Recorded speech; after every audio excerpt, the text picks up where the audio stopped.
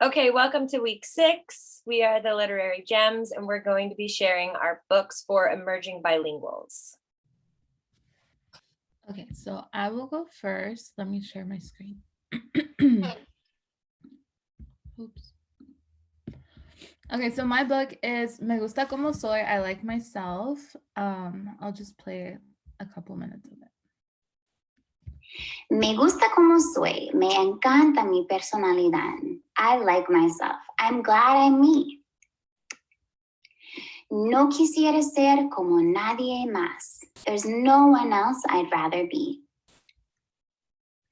Me gustan mis ojos, mis orejas, mi nariz.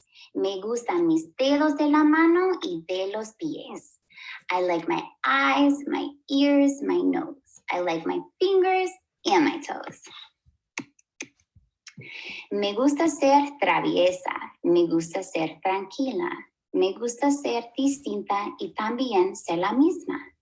I like me wild. I like me tame. I like me different and the same. Me gusta ir rápido. Me gusta ir lento. Me gusta como soy en todo momento. I like me fast.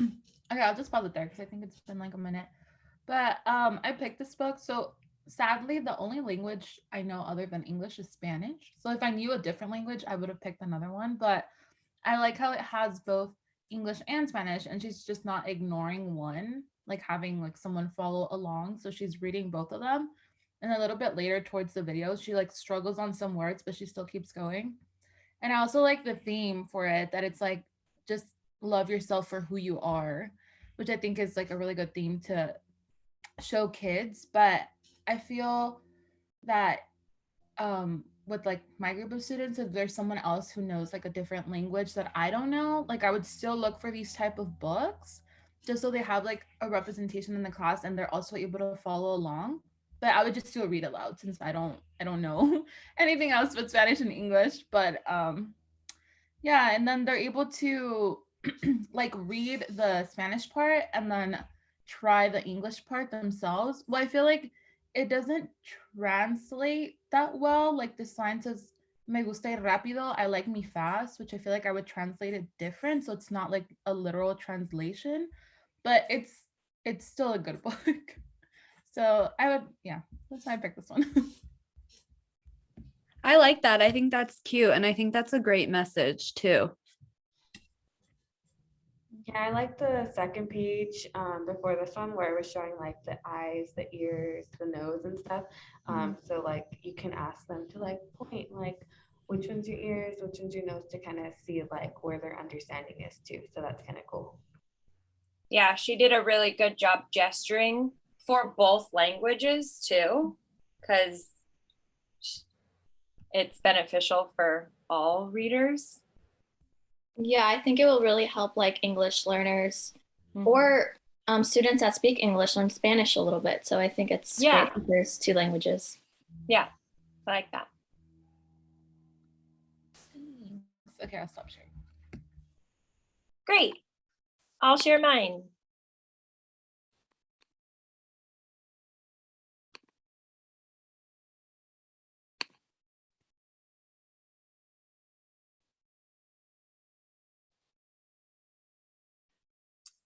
Whoops.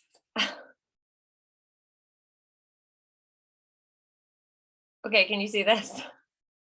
All right, so mine's El Perro con Sombrero, a bilingual doggy tale by Derek Taylor Kent and illustrated by Jed Henry. So we'll watch a little. By Jed Henry. Pepe was a very sad dog. He had no home and no family to love him. Pepe era un perro muy triste. No tenía ni hogar ni familia que lo quisiera. One day, Pepe was begging for food on the street when a sombrero flew off a balcony and landed right on his head. Un día, Pepe estaba pidiendo comida en la calle cuando un sombrero salió volando del balcón y le cayó en la cabeza. He looked so handsome in the sombrero, the grocer gave Pepe a juicy bone. Yum. Se veía tan guapo con el sombrero que un bodeguero le dio un hueso delicioso. ¡Qué rico! Then a movie director drove by in an expensive car. He shouted, "Cool! A perro and a sombrero! You must be in my movies." Un director de cine pasó por allí en un carro lujoso y gritó, ¡genial! Un perro con sombrero. Tienes que aparecer en mis películas. Pepe became the star of many great films. Pepe se volvió estrella de cine. He played a cowboy dog. Hizo el papel de un perro vaquero. He played a romantic singer. Hizo el papel de un cantante de boleros. In a comedy, he even ate a habanero pepper. En una comedia hasta se comió un chile habanero. He made a lot of money, Hizo mucho dinero, but he was still sad because he didn't have a family. pero aún estaba triste porque no tenía familia. Lying in his dog mansion, Pepe had no one to pet him and hug him. Only his adoring fans gave him comfort. Acostado en su mansión, Pepe no tenía a nadie que lo abrazara. Solo sus admiradores le brindaban consuelo. But someone did not. Okay, I'll stop it there. There's so many things that I love about this book, just like yours, Jocelyn. I think it's so beneficial to see both languages right after each other for so many reasons. I think it'd be fun to pick out a lot of like the very close similarities, like family and familia, gato and cat, like they sort of sound the same. So there's so many things that they could start seeing like, oh, maybe English isn't that different from Spanish or vice versa. There's also a lot of good lessons in this story. So it kind of talks about like, yes, you could be rich and famous and have all the money in the world, like this new dog with this hat, but family is what's really important. And then also this cat comes into the play and shows a little bit of jealousy, but then this cat realizes that he wants a family too. So it introduces that into the story, which is really fun. So a lot of cool like life lessons to tie into this. Particularly for me, I was actually looking for different languages other than Spanish because a lot of my students are bilingual and I don't think any of them are Spanish. So I have Vietnamese, Korean, Chinese, Japanese. But unfortunately, I think what's really hard about that is the alphabet isn't the same. So even if they aren't Spanish learners, like if Spanish isn't their home language, this is a fun book for them to also realize that phonetically they could read something. So they can speak or they can read Spanish by just working out the phonics of it. And then they can kind of double check, like if they only read the Spanish part, can they get a gist of what the story means by either the pictures or by words being sort of similar. So I think there's a lot packed into this that I really like. Yeah, I also like that the book was color coded with the English in black and then Spanish in red. And then also just like some of those like focus words that are easy to, or like sight words like gato is like bolded out like that. Right. Yeah, I like how the pictures are labeled so it makes it easier to like translate. For sure.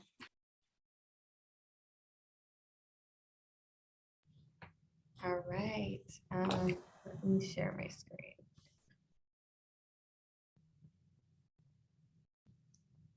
Okay, so this is Book Fiesta, and I'm going to see.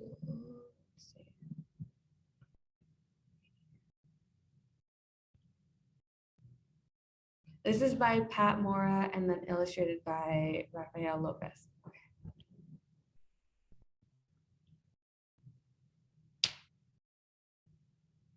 Hooray! Today is our day, El Día de los Niños. Let's have fun today reading our favorite books. Toon, toon.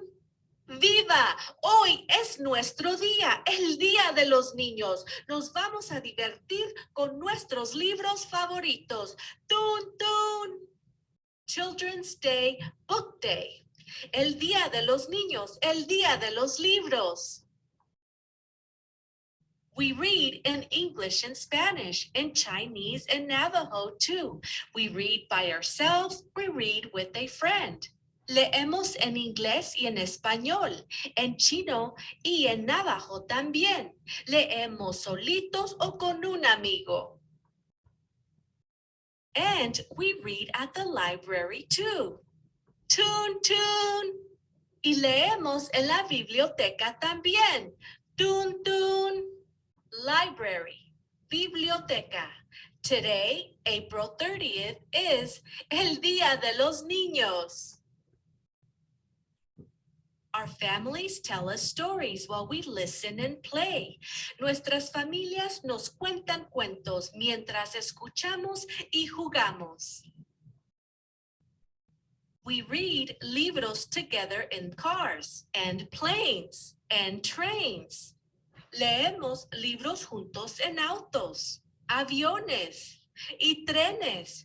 Tun, tun, tun, tun. We read. All right, I'm going to stop it there. So one of the things that I liked about this book was that it was talking about how reading is for everybody.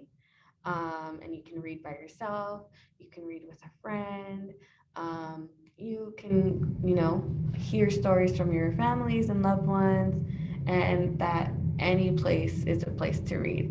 And then also just like everybody else's, like the translations are like right after each other.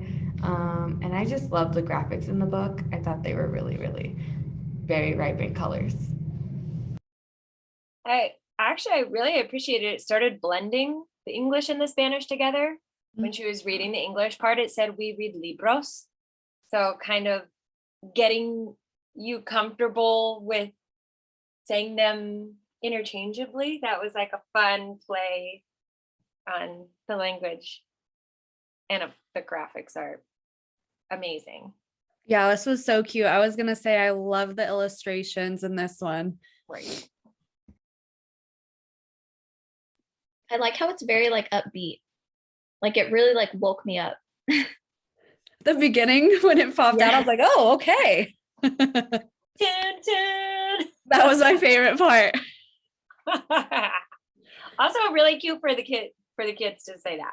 So cute. Okay, so I love the book I found. It took me a while. And the read aloud I found is from the author, and I love when I can find those. It's called Senorita Mariposa, and we're going to get serenaded first. It's a little sing along. So he's going to sing us a song, and then we'll get into the book. So let me share it.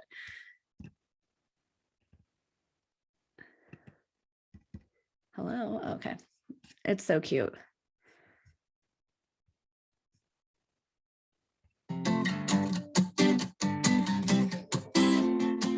Señorita mariposa, tú eres muy hermosa. Señorita mariposa, tú eres muy hermosa. Te quiero a ti. Hola amigos, welcome to Brightly Storytime. I'm Mr. G, and I'm so excited to be here with you today. Today's story time is extra special because after I read you my book, I'm going to sing you the rest of the song. Okay, so that's a little intro song. And then let me get to the book. Let's begin. Today's book is Señorita Mariposa by Ben Gundersheimer. That's me, Mr. G.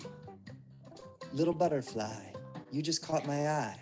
Little butterfly flying through the sky. Pequeña mariposa, llamaste mi atención. Pequeña mariposa, volando por el cielo. I love to see you in the trees, playing with the bumblebees. Your pretty orange wings make me want to sing. Me encanta verte entre los árboles, jugando con los abejorros. Tus bellas alas anaranjadas me inspiran a cantar.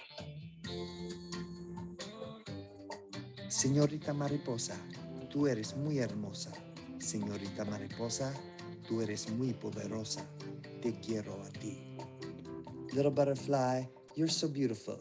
Little butterfly, you're so powerful. I love you. It's hard to say goodbye, but I know you have to fly. Es difícil decir adiós, pero sé que tienes que partir. 60 miles or more a day, por más de 60 millas al día. We will see you on your way. Te veremos en tu camino. Okay, I will stop it there. I love this for so many reasons. I really like the rhyming, and I love rhyming books, and I'm doing first grade. They love the rhyming. I like that it rhymed in English and then it rhymed in Spanish. And this is also a true story about the monarch butterflies migrating from Canada to Mexico. So it's a real story. And I feel like there's a lot of activities that could be done in the classroom based off this book, like draw a butterfly, or let's learn about the migration of butterflies, all of that. And I love this read aloud. I don't speak Spanish, so I would probably play this in the class. And I have a lot of Spanish speakers in my class, and they're not EL students, but they just are bilingual. And I had the same problem as Sarah. My one EL student speaks Vietnamese, and I could not find a Vietnamese book. I was trying to find one that I could show her, show the class, but I could only find Spanish ones. So that was a little hard. I was like, oh, I wish I had something for her. But either way, I think this is a great book for all students. I really, Yeah, I really liked it. Sorry, Sarah, go ahead. Oh, Go ahead. I was just gonna say, I really like how it switched off what language went first, so that you weren't seeing like one as the dominant one. I don't know what this written book looks like, but if you are just gonna play that video, it'd be fun to like pause, and because you don't see bold text, it like fills it in after. Right. To just kind of like see if you can anticipate what the definition or the meaning of those phrases are. But I really like it. Okay, so I will go ahead and share my screen now.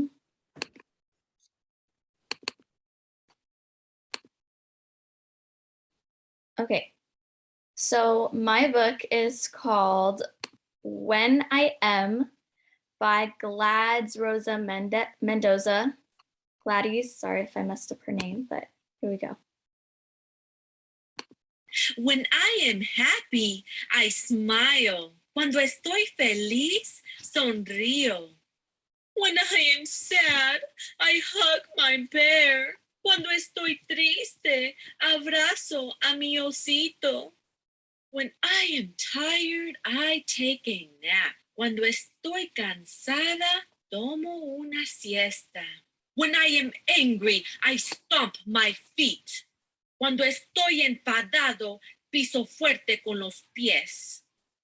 When I am bored, I look for something to do.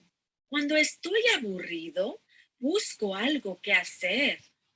When I am worried, I talk to my mom. Cuando algo me preocupa, hablo con mi mamá.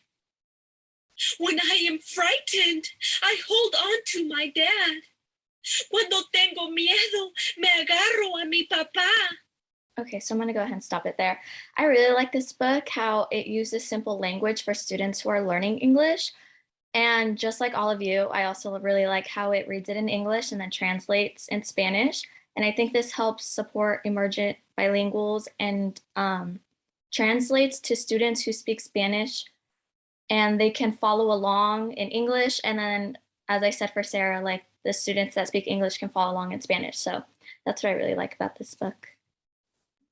I was going to say what I liked about your book was that it bolded some of the words that literally translate to the other ones. So like, I think it was like frightened and scared, or like bored, aburrido. So like, even if they don't know like the other translations for the rest of the sentence, they at least know like the word. She froze.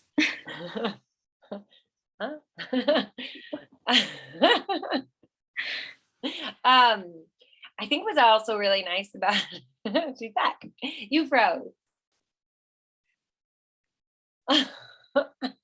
It happened to me twice. So I was like, I don't know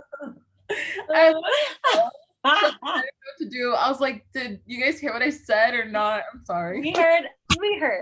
I Okay. agree. How embarrassing. I think what was really also helpful is just seeing the same phrase over and over and over again, when I, so that you know for sure. Like for me in Spanish, that reminds me that cuando means when. And that's like very nice to just see that repeated thing, or cuando estoy is helpful. I think Jocelyn's dying. Did I freeze in a funny like way? We're like this. No. Oh my god, I'm done. I thought, like at first I thought it wasn't just me, and then I was like, I think it's just me. No, I have Spectrum, so I don't know why my Wi-Fi is being all glitchy. Honestly, this had to be my favorite sharing of books. I think all of our books were like really fantastic. And they were just, like I said, the illustrations on all of our books were amazing. And I really do think these books would help emergent bilinguals. For me, I have tried a bunch of different things after learning Spanish. I took 3 years in high school and I still don't speak because I don't think that they gave us an opportunity to speak Spanish that much in class. They just filled out this stupid worksheets and stuff, but I've done the Duolingo. I like to do all those little things. This honestly would be more helpful. I was going to say, books, like as a teacher who doesn't speak Spanish, it would help me also. 100%. Like Jasmine, I would love to go through that and be like, oh, now I know what sad is. I know what tired is. I know what frustrated, bored. Those are like really easy like words to have in my like bank that I would love to just be able to throw out. And that's a way easier way for me to, especially with the pictures, like very easy to be able to relate to and like have good memorization for. Yeah, unfortunately, like I don't speak Spanish either. And as we were like going through all our books, I'm like, I could literally learn Spanish from like, all of these books. I know. So I would use all I these think it's great. books. Well, I agree, actually, Jocelyn. I think this is my favorite week. Wonderful. All right. Well, I think that's a wrap for week 6, unless anybody has anything to share. All right. See you next week.